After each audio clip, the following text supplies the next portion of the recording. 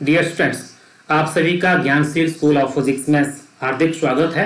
आज हम बात करने वाले हैं electric field due to an electric dipole at any point. तो चलिए आज बात करते हैं। आज हम किन किन टॉपिक्स के ऊपर बात करने वाले हैं। तो आज का जो टॉपिक है इसको मैंने 3 पार्ट्स में डिवाइड किया है, पार्ट 1, पार्ट 2 एंड पार्ट 3। अब देखिए कि पार्ट 1 में हम किन टॉपिक्स के ऊपर बात करने वाले हैं। तो पार्ट 1 जो है it will present the general overview with special focus on axial and equatorial line. इसमें हम इसके ऊपर ओवरव्यू करेंगे कि about the direction of electric field and the equation for the electric field. And the part 2 deals with the problems regarding to vector resolution and the problems regarding to angle of concept. This part number 2 is most important part for those students who are preparing for competitive examination, for example medical या engineering examination. Those students are ambitious students. इस जो part number 2 है इसको थोड़ा ध्यान से देखिएगा क्योंकि इसमें मैंने बहुत कॉन्सेप्चुअल प्रॉब्लम उठाई हैं।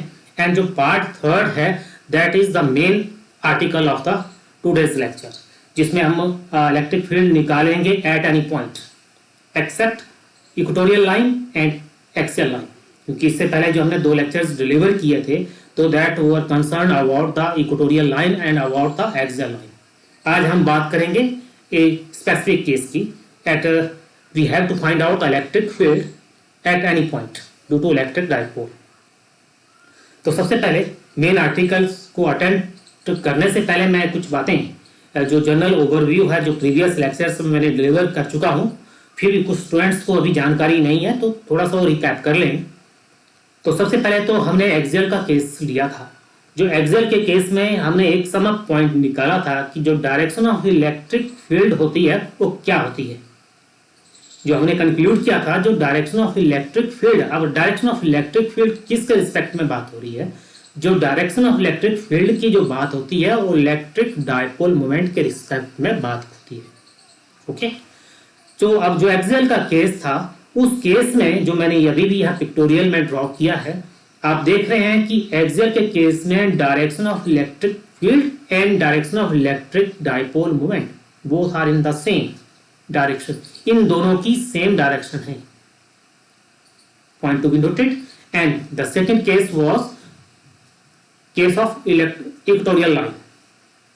तो इक्वेटोरियल लाइन में जो अभी आप देख रहे हैं कि इक्वेटोरियल लाइन के केस में जो डायरेक्शन ऑफ इलेक्ट्रिक फील्ड क्या होगी, जो इलेक्ट्रिक फील्ड की जो डायरेक्शन होती है that is anti parallel to the electric dipole moment. जो इलेक्ट्रिक डायपोल मोमेंट के एंटी पैरेलल होती है। मीन डायपोल मोमेंट अगर पॉजिटिव एक्सिस में तो इलेक्ट्रिक फील्ड नेगेटिव एक्सिस में होती है। दोनों के बीच का एंगल जो होता है 180 डिग्री, राइट।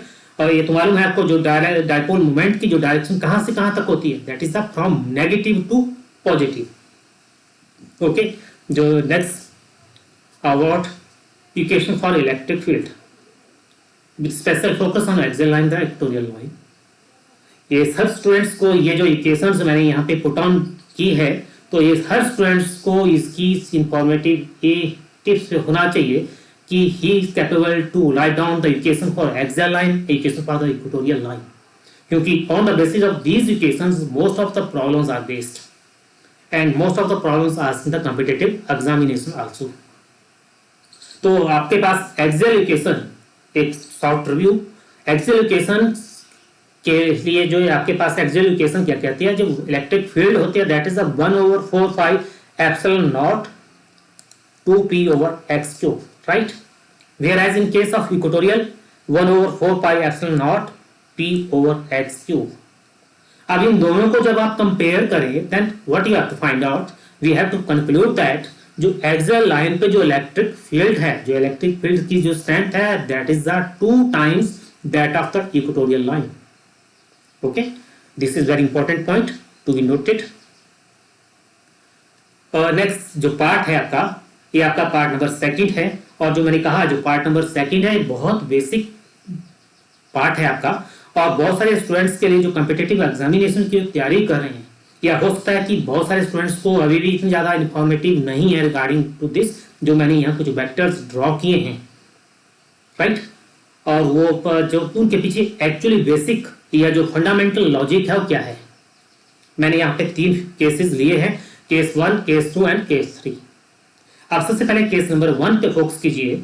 मैंने क्या किया है, एक पॉइंट पे दो फोर्सेस लग रही हैं, एक राइट और एक लेफ्ट, राइट, एक राइट और एक लेफ्ट डायरेक्शन में लग रही हैं, तो it means F1 and F2 acting opposite direction.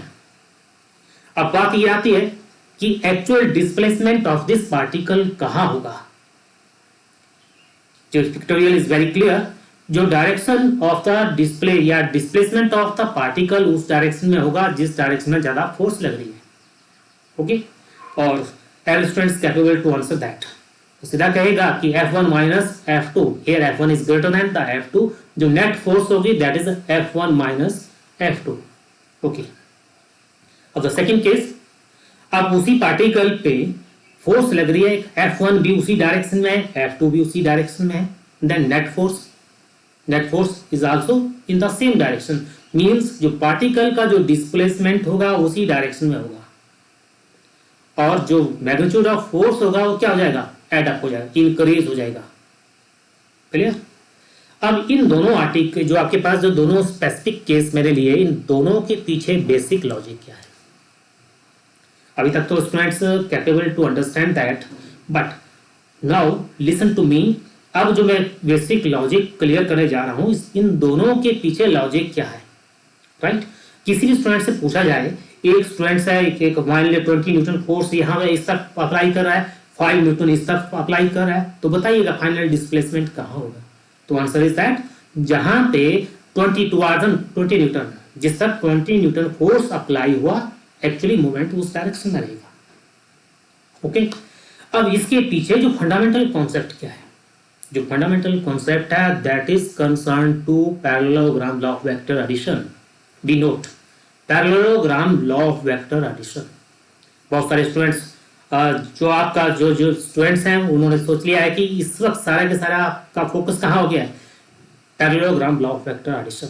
और parallelogram law of vector addition से जो रिजल्टेंट वेक्टर की इक्वेशन आती है, जिसको मैंने यहाँ पे ब्लू शेड से किया है, वो आपके पास इस तरह की आती है। जो नेट फोर्स होती है that is the under root किस चीज का है, F1 square plus F2 square plus 2F1 F2 cos of theta.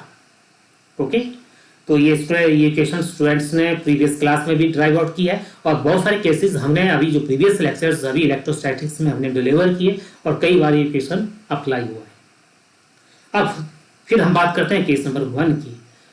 F1 इस डायरेक्शन में, F2 इस डायरेक्शन में, दोनों के बीच का जो एंगल है that is 180 degree, right.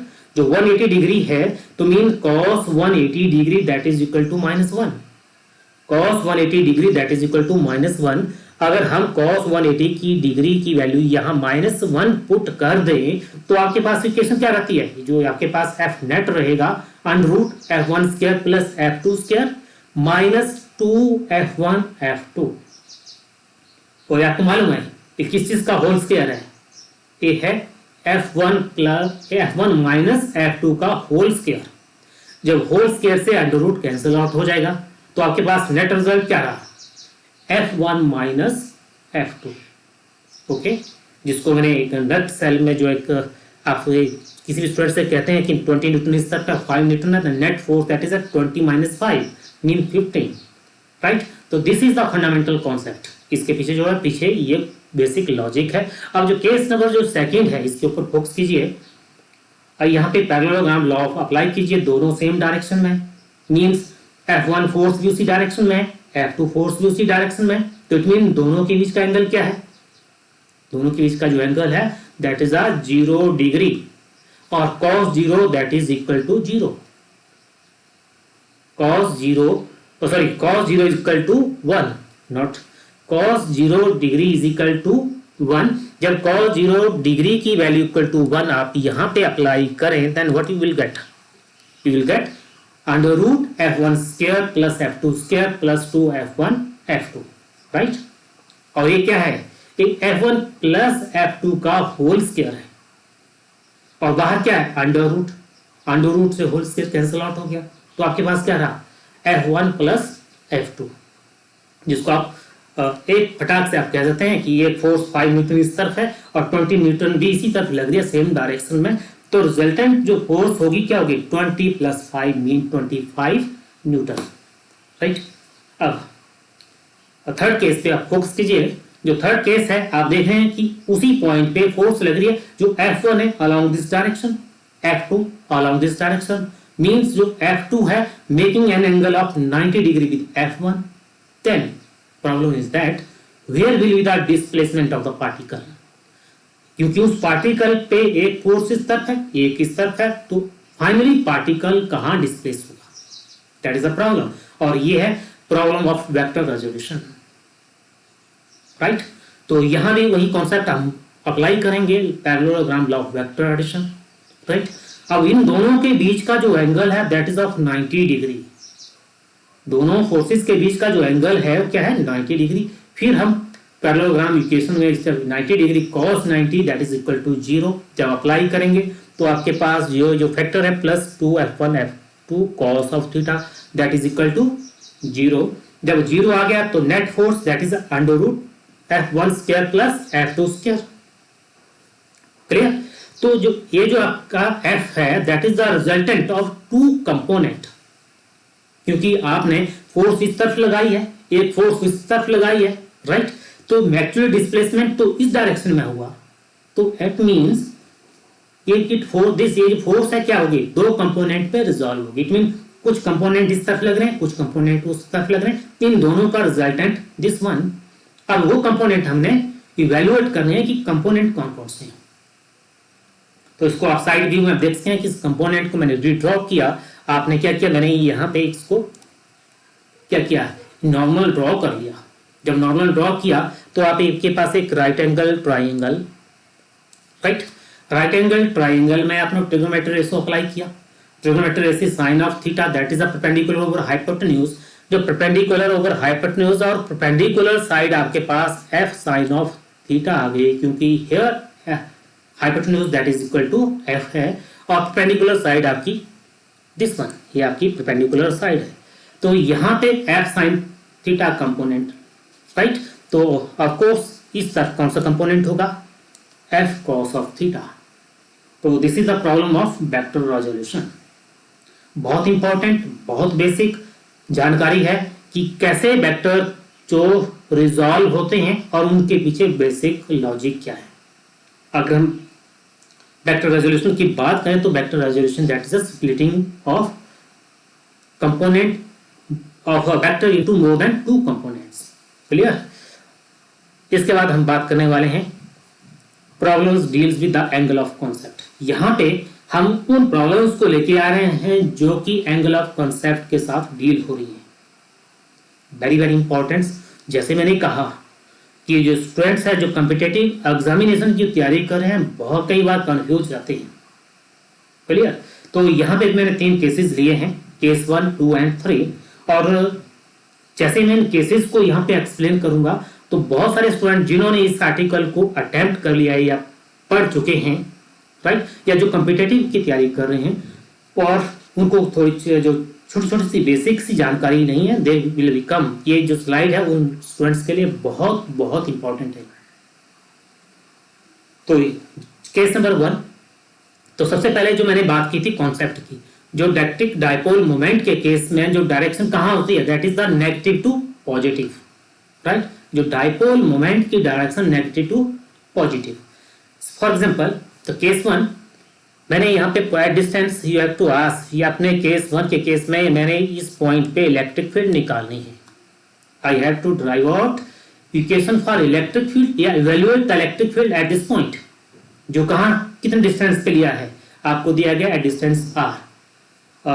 Most fundamental concept is that, जो बेसिक कॉन्सेप्ट है, जो डिस्टेंसेस कहाँ से लिए जाते हैं हमेशा from the centre of the system.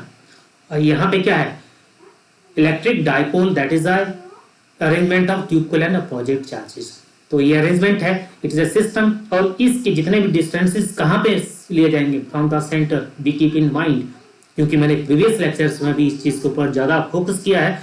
तो सारे के सारे डिस्टेंसेस कहाँ से लिए जाते हैं फ्रॉम द सेंटर, क्योंकि आपका इलेक्ट्रिक डायपोल है इसके सेंटर से आपके पास r डिस्टेंस पे अपना इलेक्ट्रिक फील्ड निकालनी है। अब बात यह है कि एंगल कैसे है, हमको एंगल कौन सा डिफाइन करें। एंगल आपका ये होगा या इस तरफ का हो सकता है, राइट। अगर आपको जानकारी नहीं है तो यू कैन, आप क्या करते हैं बहुत बड़ी मिस्टेक को प्रोसीड कर सकते हैं। ओके, तो जो एंगल होते हैं वो कहाँ से ले आते हैं? फ्रॉम द, कहाँ से? फ्रॉम द डाइपोल मोमेंट, जो आपका डाइपोल मोमेंट से सारे के सारे एंगल कहाँ से ले आते हैं? From the dipole moment. We keep, इसको नोट कर लीजिए, जितने भी एंगल लिए जाते हैं from the direction of the electric dipole moment. Okay, मैं एक केस से एक छोटा सा एक एग्जांपल भी आपको यहाँ पे एक्सप्लेन करूंगा कि आप कैसे इस प्रॉब्लम्स को या किस तरह की conceptual problems regarding to angle of concept से डील होती हैं। सेकंड केस, अब सेकंड केस में आप देखिएगा यहाँ पे मैंने क्या किया, पोलैरिटी चेंज कर दी। अब पोलैरिटी चेंज कर दी, अब यहाँ पे मैंने कोशिश की है थ्रू दिस स्लाइड कि you have to knowledge about the angle, कि एंगल आप कहाँ से, कौन सा से एंगल कैसे रिड्रॉ करें। तो मैंने अभी क्या कहा, angle are always taken from the electric dipole moment. Angle हमेशा कहाँ से ले जाता है? Electric dipole moment. अब देखिएगा again same article, you have to find out the electric field at this point at certain distance r from the centre of the electric dipole, right. और आपके पास जो एंगल थीटा है कहाँ से होगा, क्योंकि डायरेक्शन कहाँ से है, नेगेटिव टू पॉजिटिव। तो डायरेक्शन मैंने कहा था एंगल कहाँ से जाता है, फ्रॉम द डाइपोल मोमेंट। तो ये from the dipole moment, this is the case here, theta is the angle. And the third one, जो थर्ड वन केस है आपके पास, थर्ड वन में क्या किया, सिमिलर आर्टिकल है। अब मैंने यहाँ पे क्या किया, जो आपके पास जो डाइपोल मोमेंट है यहाँ पे नेगेटिव टू पॉजिटिव डायरेक्शन में, और we have to find out the electric field is here. आपको इलेक्ट्रिक फील्ड यहाँ निकालना है, राइट। जो अब आपका सिर्फ केसेस है कि आप एंगल कैसे डिफाइन करें। आगे एंगल क्या हो, कहाँ से लिया आता है, from the direction of the electric dipole moment.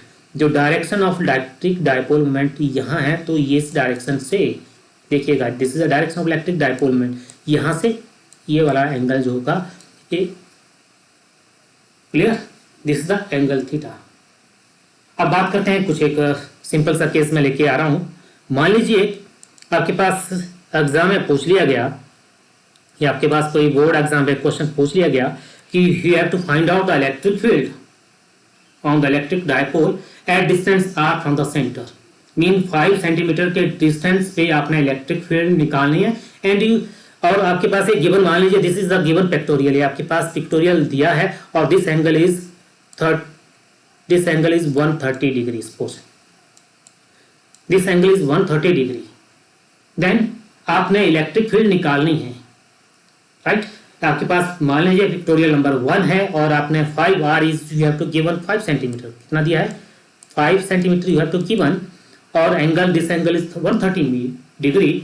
तो आपने यहाँ पे इलेक्ट्रिक फील्ड इवैल्यूएट करना है। तो स्टूडेंट्स मोस्टली क्या करते हैं, बहुत बड़ी मिस्टेक कर लेते हैं, दे पुट द वैल्यू, कौन सी वैल्यू पुट करते हैं, r की जगह 5 सेंटीमीटर पुट करते हैं, और एंगल की जगह 130 डिग्री, और देन कैलकुलेट, और जो ऑप्शन होती है उस पर वो टिक कर लेते हैं। जबकि कॉन्सेप्ट क्या कहता है, एंगल, जो angle of theta here, the angle कहाँ से है, from the direction of the electric dipole moment. तो इट मीन्स जो एंगल आपको यदि आया तो ये एंगल कितना होगा, ये एंगल कितना होगा आपका, सॉरी 50 डिग्री, क्योंकि you know that total angle is 180 degree. तो यहाँ पे थीटा की वैल्यू क्या अप्लाई करना पड़ेगी आपको, 50 डिग्री, ना कि 130 डिग्री। तो आई होप स्टूडेंट्स ने इस कंसेप्ट को अंडरस्टैंड किया होगा। तो यही मेरा ऑब्जेक्टिव था जो पार्ट 1 और पार्ट 2 को इंट्रोड्यूस करने के लिए, क्योंकि जो पार्ट 1 और जो पार्ट 2 की जो प्रॉब्लम्स हैं, ये प्रॉब्लम्स कहाँ फेस करना पड़ती हैं, आपके जो शॉर्ट इलेक्ट्रिक डाइपोल मोमेंट, जो शॉर्ट इलेक्ट्रिक डाइपोल का जो केस, जो आज का जो मेन आर्टिकल है, जब हम उसको प्रोसीड करेंगे तो ऐसे तो स्टूडेंट्स क्या करते हैं, जनरल इक्वेशंस को इजीली ड्राइव आउट कर लेते हैं, एक्सप्रेस कर सकते हैं। बट जो क्या होता है, जो स्टूडेंट्स, जो एम्बिशियस स्टूडेंट हैं, who want to become, who want to crack NEET या अदर एग्जामिनेशन, तो उन सब कुछ स्टूडेंट्स के लिए ये छोटी छोटी चीज़ें के ऊपर फोकस करना बहुत बहुत इंपॉर्टेंट है, राइट। तो अब जो जितना भी अभी तक पार्ट 1 और पार्ट 2 में जो डिस्कस किया, क्योंकि अब जो पार्ट 3 जो मेरा मेन पार्ट रहेगा, ये सारे के सारे केसेस आपके देखना वहां अप्लाई होंगे। ये सारे के सारे केसेस जो अभी डिस्कस किए ये वहां पे अप्लाई होंगे, और मैंने कहा था प्रीवियस लेक्चर में, जो स्टूडेंट्स हैं, इससे पहले जो आपके दो मेन टॉपिक्स थे, एक्सियल लाइन का केस था, इक्वेटोरियल का केस था, और स्टूडेंट्स जो हैं, मैंने उस वक्त भी कहा था कि स्टूडेंट जो हैं, अगर मैं बोर्ड पॉइंट ऑफ व्यू से बात करूं तो स्टूडेंट जो है can easily drive out the expression for electric field. कहां पे? On the axial line easily, and also on the equatorial line. तो इक्वेटोरियल और एक्सियल लाइन का केस जो है बड़े इजिली हैंडल कर लेते हैं, but the problem is that जो आपका जो थर्ड केस है, जिसको हम जनरल केस कहते हैं या स्पेसिफिक केस कहते हैं, उस केस में स्टूडेंट्स उस आर्टिकल को मोस्टली क्या करते हैं, इग्नोर कर लेते हैं, और दे हार्डली उसको अंडरस्टैंड करने की कोशिश नहीं करते हैं, क्योंकि दैट जो अगर मान लीजिए जितनी भी आपकी रेफरेंस बुक्स हैं, उन बुक्स को अगर देखा जाए तो वहां से ऐसा उसका जो अपीयरेंस है, इस आर्टिकल की जो करंट आर्टिकल की जो फील्ड है वो क्या है, बहुत कम्प्लेक्स है, राइट। और जो बहुत कम्प्लेक्स है, अब आज मैं उस आर्टिकल को बहुत बहुत ईजी वे में एक्सप्लेन करने वाला हूँ। बहुत अच्छी टेक्निक मैंने डेवलप की है, आप देखिएगा कि इस आर्टिकल को मैं किस ढंग से अटेम्प्ट करता हूँ। पर बेसिक क्या है, जितना भी मैंने अभी आपका पार्ट 1 और पार्ट 2 में जो एक्सप्लेन किया, अभी किसी स्टूडेंट्स को अभी भी इंफॉर्मेशन सही नहीं है तो बार बार मेरे पार्ट 1 और पार्ट 2 को देखें, सुने, अंडरस्टैंड करें, फिर जाके इस आर्टिकल को अटेम्प्ट करें। जब जिस स्टूडेंट्स ने पार्ट 1 और पार्ट 2 को अंडरस्टैंड कर लिया, उसके लिए part 3 that is very very easy. तो वही आर्टिकल हमने क्या किया है, आपके पास जो केस दिया है, आपने इलेक्ट्रिक फील्ड कहाँ निकालनी है, ना ही एक्सियल लाइन पे निकालनी है, ना ही इक्वेटोरियल लाइन पे निकालनी है, राइट। मैंने यहाँ पे इलेक्ट्रिक डाइपोल इस डायरेक्शन में इसको डिस्प्लेस किया है, राइट, दिस डायरेक्शन। और ये इलेक्ट्रिक डाइपोल की कौन सी लाइन है, जिसको हम क्या कहते हैं, इस लाइन को हम क्या कहते हैं, axial. This is the axial line of the electric dipole, और this is the equatorial line of the electric dipole. ना ही हमने एक्सियल लाइन पे निकालना है और ना ही हमने इक्वेटोरियल लाइन पे निकालना है भी। इसके अलावा हम कहीं भी इलेक्ट्रिक फील्ड निकाल सकते हैं, इसके अलावा हम कहीं भी इलेक्ट्रिक फील्ड निकाल सकते हैं। ये आपसे पूछा गया है, that is not, it is general case, आप कहीं भी निकाल सकते हैं, क्लियर। तो दिस इज द केस, ना ही एक्सियल ना ही इक्वेटोरियल लाइन। अब यहां पे देखिए, आपके पास जो है डाइपोल मोमेंट कहां लग रहा है, negative to positive, this the centre. यहां से डाइपोल डायरेक्शन, यहां पे डाइपोल मोमेंट की डायरेक्शन। अब आपको मैंने कहा कि ये जो डाइपोल मोमेंट है ये क्या है, it making some angle, it making some angle. ना ही ये हॉरिजॉन्टल डायरेक्शन में है, ना ही ये वर्टिकल डायरेक्शन में मैंने डिस्प्लेस किया है, right.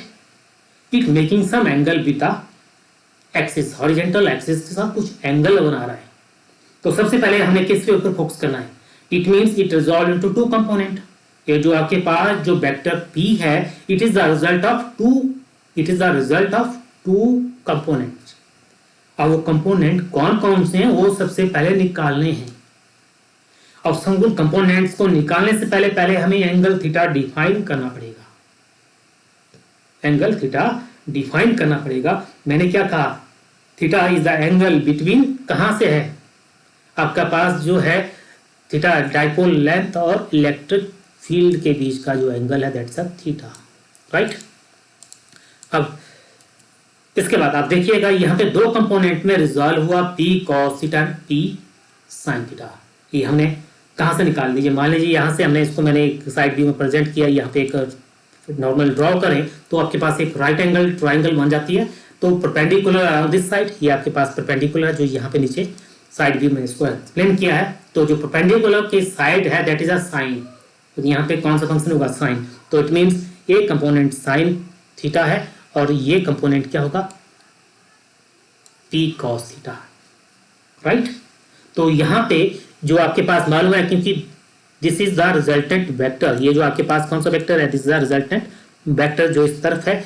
It means it is the result of two component. वो कंपोनेंट कौन कौन से हैं, sine of theta and P cos of theta, okay. तो इनको हमने वेक्टर में ड्रॉ कर लिया एंड देन, क्योंकि सारा का सारा वर्कआउट कहाँ पे है, इसी डायग्राम पे है, सारा का सारा वर्कआउट कहाँ है, इसी डायग्राम पे है। तो इसलिए इस डायग्राम को अंडरस्टैंड कर लीजिए। अब आप देखिएगा क्योंकि आपको केस क्या पूछा है, जो along the P cos theta मैंने कंपोनेंट कंसीडर कर लिया और इस कंपोनेंट पे मैंने क्या के लिए एक पॉइंट एम ले लिया जहां पे मैंने इलेक्ट्रिक फील्ड निकालनी है। क्लियर? क्योंकि पॉइंट एम ना ही इसकी एक्सियल लाइन पे है ना ही इक्वेटोरियल लाइन पे है। ओके, तो along this component I have take point M where I have to find out the electric field. अब यहां पे पॉइंट एम पे फोकस कीजिए आप, जो पॉइंट एम है और ये पर आपको जो आप रेड ब्लू जो P cos theta that is the dipole moment. Dipole moment कहां से कहां लगता है, that is the negative to positive, it means it acting from the negative to positive, right. जो क्या है ये मोमेंट जो है और क्या है इलेक्ट्रिक जो इलेक्ट्रिक फील्ड है, ये जो एम है ये कहां पे है, on the axial line of this dipole. ये जो इलेक्ट्रिक डायपोल है इसके एक्सियल लाइन पे है, इसलिए मैंने इसको पैरेलल वर्क में यहाँ पे इसको मेंशन किया है। यहाँ पे स्टूडेंट जिनको अंडरस्टैंड नहीं हो पा रहा है वो यहाँ से इजिली इसको अंडरस्टैंड कर सकते हैं, क्योंकि जो पी कॉस थीटा है, जो वेक्टर पी है that is a P cos theta in this case, वो कहाँ से लग रहा है, negative to positive, right, negative to positive लग रहा है। तो it mean this is the direction of the electric dipole moment. और यहाँ हियर इज द पॉइंट, आपने M is the point is here, तो इस यहाँ पे अपने इलेक्ट्रिक फील्ड निकालनी है। तो it mean M is along the axis of the electric dipole, right। तो इलेक्ट्रिक इट मीन्स यहाँ पे कौन सा केस अप्लाई होगा, यहाँ पे होगा एक्सियल का केस। यहाँ पे कौन सा केस अप्लाई होगा, एक्सियल का केस, आप इसको नोट कर लीजिए। तो यहाँ पे पी कॉस थीटा का जो मैंने जो वेक्टर जो ले लिया इलेक्ट्रिक वेक्टर क्या ले लिया, E1, राइट। अब दूसरे केस के ऊपर ध्यान देते हैं। अब एम जो है आपका, ये जो एम है जो आपके पास है डायपोल, इसी तरह से डायपोल यहाँ पे भी है, क्योंकि यहाँ पे मोमेंट कहाँ पे है आपका, इस डायरेक्शन में है, राइट, इस डायरेक्शन में। It means here is negative, here is a positive. और दिस पॉइंट जो एम है तो क्या है, normal to this electric dipole moment. जो एम पॉइंट है इस इलेक्ट्रिक डायपोल मोमेंट के परपेंडिकुलर है, तो it means it is the case of equatorial line. ये आपका इक्वेटोरियल लाइन का केस है, और आपको मालूम है इक्वेटोरियल लाइन के केस में जो रिजल्टेंट जो आपकी इलेक्ट्रिक फील्ड कहाँ लगती है, that is anti parallel to the dipole moment.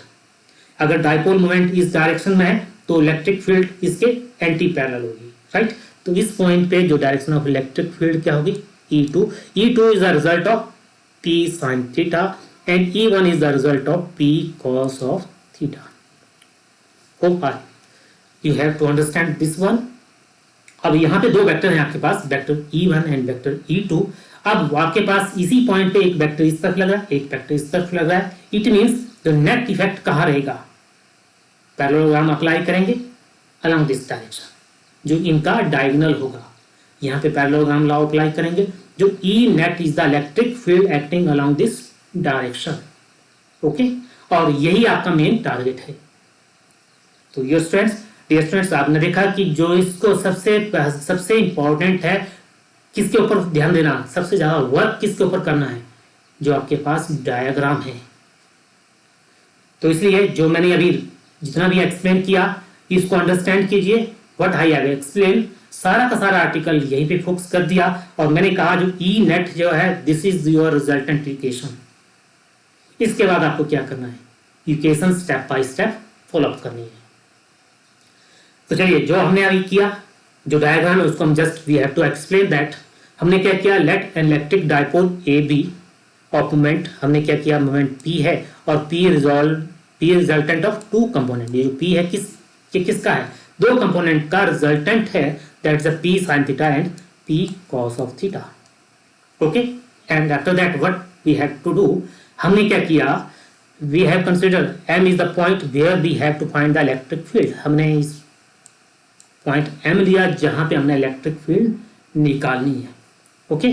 फिर उसके बाद हम क्या करेंगे, E1 किसकी वजह से है, electric field due to P cos theta and E2 due to P sin theta, और E नेट हम यहां से निकाल देंगे पैरेललोग्राम लॉ अप्लाई करने से। ये मेरा रफ सा ड्राफ्ट है। अब देखिए अब इसको राइटिंग में हम कैसे लिखते हैं, electric field due to P cos theta E1, electric field due to P sin theta is equal to E2, और जो नेट फील्ड है वो क्या रहेगी, दैट इज अंडर रूट, क्योंकि यहाँ पैरेललोग्राम का लॉ अप्लाई किया गया है E1 square plus E2 square plus 2E1 E2 cos of theta. अब आपको मालूम है कि यहाँ E2 इस तरफ है, E1 इस डायरेक्शन में, दोनों के बीच का जो एंगल है दैट इज ऑफ 90 डिग्री और cos 90 दैट इज 0। जब ये वैल्यू 0, जो आपका ब्लू टेक्स्ट में ये वैल्यू के पूरा का पूरा फैक्टर क्या हो गया, 0 हो गया। 0 हो गया तो आपके पास this equation reduce to equation number 1। This is your main equation. अब इसके बाद आपके पास क्या है, जो E1 है that is a result of, E1 क्या है, रिजल्ट ऑफ एक्सेल। ये एक्सेल का केस है, E2 कौन सा केस है, इक्वेटोरियल का केस।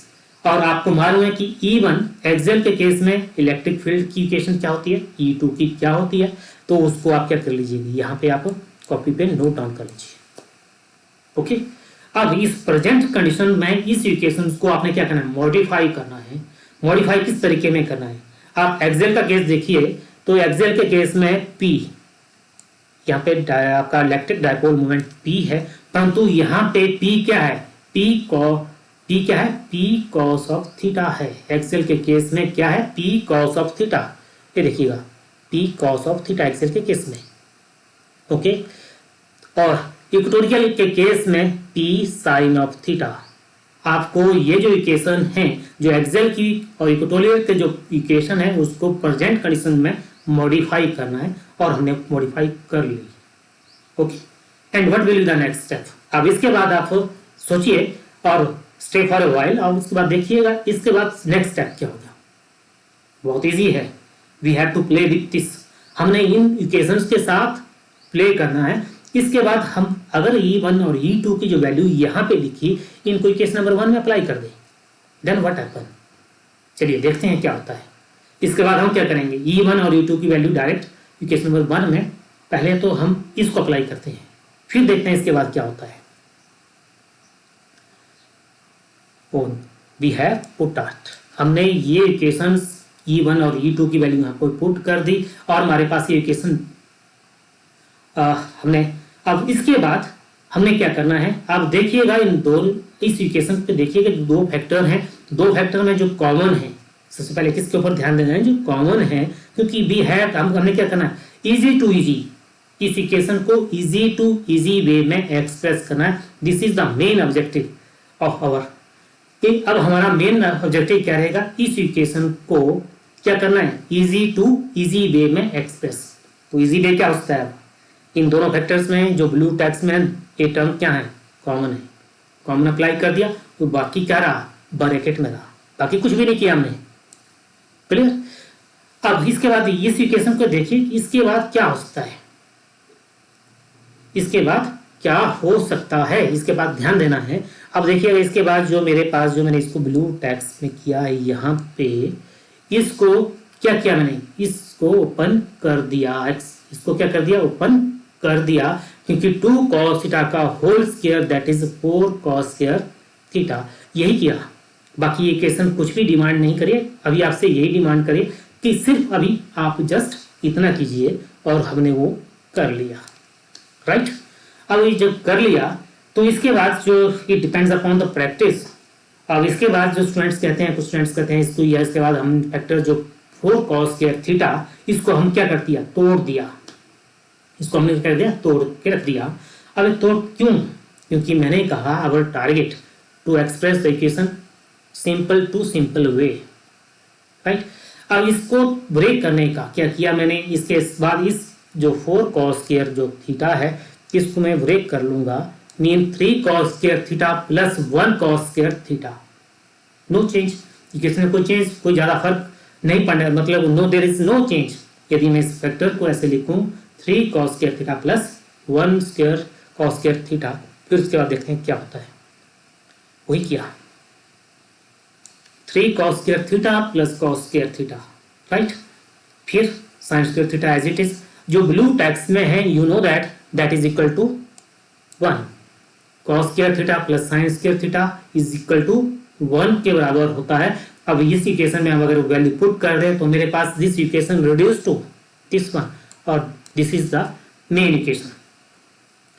डियर स्टूडेंट्स, यही आपसे पूछा गया था। अब आपने जब कितना इजी ढंग से इस चीज को आपने अंडरस्टैंड कर लिया होगा, क्योंकि यहाँ पे मैंने हर चीज़ के ऊपर फोकस किया, मैंने उस चीज़ के ऊपर भी फोकस किया जहाँ पे स्टूडेंट्स मिस्टेक करते हैं। मैंने मेन आर्टिकल को अटेंड करने से पहले बेसिक जो पार्ट 1 और जो पार्ट 2 डिस्क्राइब किए, क्योंकि दे आर द बेसिस, वो इस आर्टिकल के लिए मेन बेसिस हैं, right, they are main basis. तो इसलिए जिन स्टूडेंट्स ने जो आर्टिकल जिनको अभी अंडरस्टैंड नहीं हुआ हो, वो मेरे कृपया करके पार्ट 1 और पार्ट 2 को डिटेल में अंडरस्टैंड करें।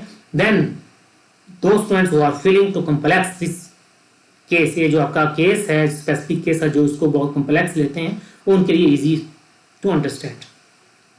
तो आपके पास एक ट्यूटोरियल का केस जो हमें प्रीवियस लेक्चर में दिया, उससे प्रीवियस लेक्चर में एक्सेल का केस हमने डिलीवर किया। आज हमने स्पेसिफिक केस, और तीनों केसेस जो हैं अगर बोर्ड पॉइंट ऑफ व्यू से बात करें तो वो तीनों आर्टिकल जो हैं एग्जामिनेशन पॉइंट ऑफ व्यू से वेरी वेरी इंपॉर्टेंट। तो डियर स्टूडेंट्स, तो इलेक्ट्रिक डाइपोल का जो केस था, ये आपका स्पेसिफिक केस आज ओवर होता है। और थैंक्स फॉर योर वाचिंग। ठीक, यदि स्टूडेंट्स हैं जो स्टूडेंट्स इस वक्त मेरा यूट्यूब चैनल देख रहे हैं ज्ञानशील स्कूल ऑफ फिजिक्स को सब्सक्राइब कीजिए, लाइक कीजिए, शेयर कीजिए। यदि किसी स्टूडेंट्स को कोई डाउट या कोई प्रॉब्लम्स हैं, राइट, तो you can write to me. यदि स्टूडेंट्स को पीडीएफ कॉपी चाहिए, जितने भी जो मैंने अभी तक लेक्चर डिलीवर किए उन सब की अगर पीडीएफ कॉपी चाहिए तो students can write to me, वो मेरे को व्हाट्सएप नंबर या मेरे को ईमेल पे लिख सकते हैं। तब तक स्टे फॉर वाइल, तब तक मैं आपके पास नेक्स्ट वीडियो लेके आ रहा हूँ, electric torque on the electric field. Okay, then we are going to stop now.